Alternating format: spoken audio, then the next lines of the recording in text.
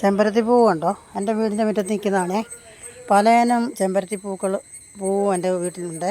അതിൽ നാടൻ വെറൈറ്റി ആയിട്ടുള്ള ഈ ചുവന്ന ചെമ്പരത്തി ഇല്ലേ, 5 ഇതളുമായിട്ട് നിൽക്കുന്നത്, ഇത് പല മരുന്നുകൾക്കകത്തും ഉപയോഗിക്കുന്നുണ്ട്. താളിയായിട്ട് ഉപയോഗിക്കുന്നുണ്ട്. ഇത് കുടിക്കാനും ഉപയോഗിക്കും. ഇത് നല്ലൊരു ആൻറ്റി ഓക്സിഡൻ്റ് ആണേ. നമ്മുടെ ശരീരത്തിന് നല്ലൊരു എനർജറ്റിക്കാണ്.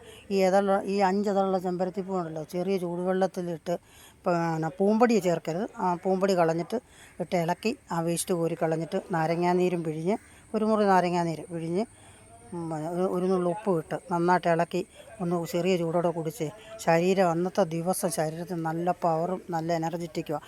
ഏത് രോഗമുള്ളവർക്കും കുടിക്കാം, ഒരു കുഴപ്പമില്ല. നിങ്ങൾ ഉപയോഗിച്ചിട്ടുള്ളവരുണ്ടെങ്കിൽ ഒന്ന് പറയണേ.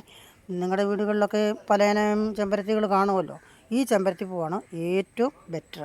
മറ്റുള്ളത് ഇതുപോലുള്ള കാര്യങ്ങൾക്ക് താളിക്കൊക്കെ ഉപയോഗിക്കാം. പക്ഷേ ഇത് കുടിക്കാൻ ഉപയോഗിക്കുന്നത് ഈ 5 ഇതളുള്ള ചെമ്പരത്തികളാണ്. നിങ്ങൾ ആരെങ്കിലും ഉപയോഗിച്ചിട്ടുള്ളവരുണ്ടോ എന്ന് കമൻറ്റ് ചെയ്യണേ.